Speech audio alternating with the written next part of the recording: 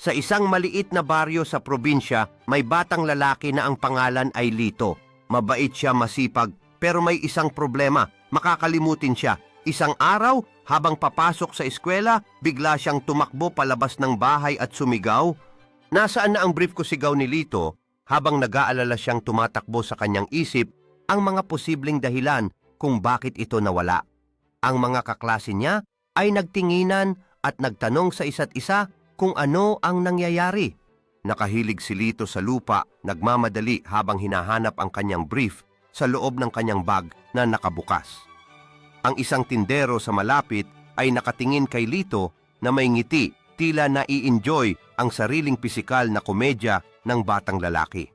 Sa isang biglang kislap na isip ni Lito kung saan niya ito maaaring naiwan. Baka naiwan niya ito sa kanilang likod bahay habang naglalaro. Ang kanyang mga kaibigan ay sumusuporta sa kanya, hinihimok siyang ipagpatuloy ang